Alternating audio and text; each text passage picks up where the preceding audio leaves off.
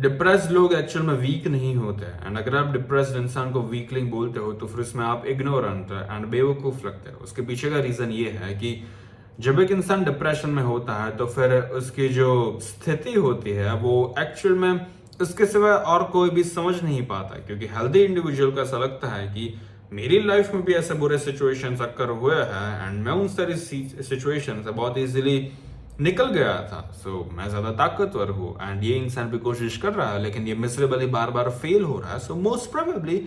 ये वाला जो डिप्रेस्ड इंसान है ये वीकलिंग सा है। No, most of the healthy individuals को कभी भी इस चीज का एक्चुअल में मतलब समझ में ही नहीं आ पाता कि एक्चुअल में डिप्रेशन क्या है, क्योंकि जो लोग एक्चुअल में डिप्रेस्ड होते हैं उन लोगों का जो डिप्रेशन का फेज होता है वो एक साल या तो फिर 2 साल तक चलता है, किसी किसी का 6 महीने तक चलता है, लेकिन उसकी जो इंटेंसिटी होती है वो कुछ ज्यादा ही होती है। फॉर एग्जाम्पल, जब एक इंसान डिप्रेशन में होता है तो फिर उसकी जो आंखें होती है वो ऐसे ही दूसरे लोगों को देखेगी जो लोग या तो गुस्से में है या तो फिर वो लोग सैड हैं। मान लीजिए कि मैं डिप्रेस्ड हूँ एंड मैं एक ट्रेन में बैठा हूँ एंड मेरी आंखें बार बार उन्हीं सारे लोगों को देखेगी जो लोग मेरे सामने और इन जनरल थोड़े से गुस्से में हैं, या तो फिर ऐसे लोगों को जो लोग सैड हैं, जिन लोगों की आंखें थोड़ी सी नीचे की साइड है, जिन लोगों का पोस्चर अच्छा नहीं है। मेरी आंखें उन दोनों लोगों को ज्यादा देखेगी एंड ये चीज एक्चुअल में एक फैक्ट है। इस तरह की चीजें को साइंटिस्ट ने स्टडी किया हुआ है। एंड आपको क्या लगता है कि जब मैं इस तरह के लोगों को देखूंगा तो फिर उससे क्या होगा? एक लूप क्रिएट होगा, बिकॉज एक इंसान का मैं देख रहा हूं एंड वो गुस्से में मुझे देख रहा है तो फिर वो शो करता है कि वो इंसान मुझे एक्सेप्ट नहीं कर रहा, एंड मैं दूसरे इंसान को देख रहा हूं तो फिर वो दूसरा इंसान ये शो करता है कि लाइफ एक्चुअल में कितनी मिजरेबल होती है एंड कितनी मुश्किल होती है। अब एक डिप्रेस्ड इंसान ऐसी सारी चीजों को देखेगा तो फिर क्या आपको ऐसा लगता है कि वो डिप्रेस्ड इंसान अगर अपने आप को सिर्फ थोड़ा मजबूत करने की कोशिश करेगा, अपना एक्ट टुगेदर करने की कोशिश करेगा तो फिर सारी चीज ऑटोमेटिकली सॉल्व होने लगेगी स्टेप बाय स्टेप? नो, ऐसा नहीं होता। ये सिर्फ एक लूप है। दूसरा लूप ये है कि जब एक डिप्रेस्ड इंसान सुबह उठता है तो फिर मोस्टली उनको कभी भी बेड पर से उठने का मन नहीं करता, जिसकी वजह से उसके उन लोगों के ब्रेन का जो सुपर कियास्मेटिक न्यूक्लियस होता है जो सनलाइट को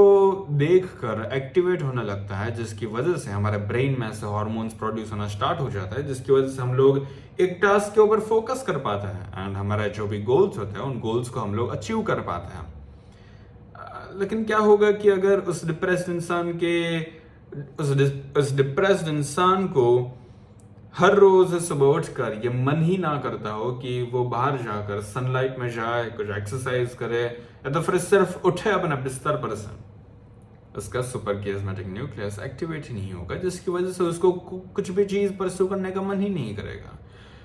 एंड जिस इंसान को कुछ भी चीज परस्यू करने का मन नहीं करता उन लोगों के ब्रेन में डोपामिन भी सिक्रीट नहीं हो पाता।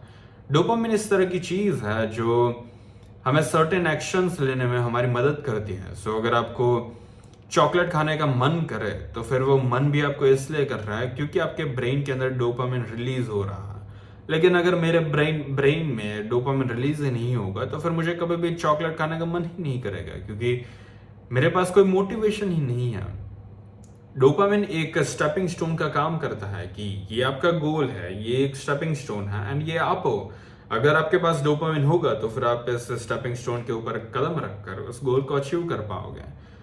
लेकिन आपके पास अगर डोपामिन ना हुआ तो फिर आप गोल को भी अचीव नहीं कर पाओगे। एग्जैक्टली इस तरह के अलग अलग तरह के लूप होल्स उन लोगों की लाइफ में क्रिएट होने लगते हैं, जिसकी वजह से अगर हमारी बॉडी में कोई चीज केमिकली हो रही है तो फिर क्या हम लोग ऐसा बोलेंगे कि वो चीज हमारे पर्सनल बायस की वजह से हो रही है? वो चीज ऑटोमेटिकली फैक्ट बनने लगती है, क्योंकि अब ये बस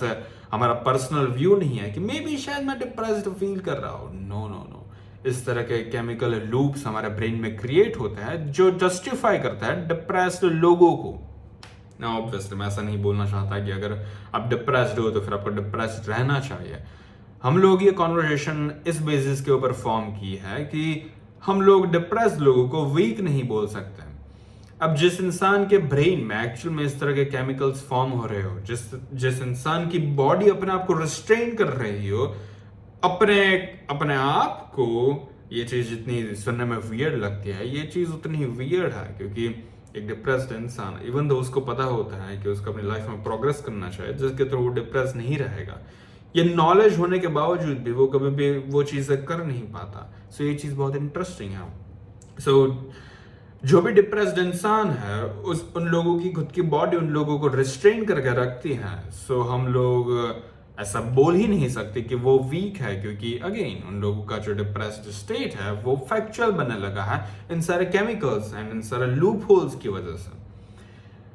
सो फॉर एग्जाम्पल, अगर आपके घर में आपकी मम्मी या तो फिर आपके फादर को अगर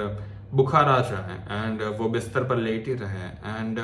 उसको कुछ खास करने का मन ना करें, तो फिर क्या आप उसको ऐसा बोलोगे कि वो वीक है इसलिए वो अपने बिस्तर पर से खड़ी नहीं हो रही थी, या फिर आप ऐसा बोलोगे कि वो बीमार थे इसलिए वो खड़ी नहीं हो रही थी? एग्जैक्टली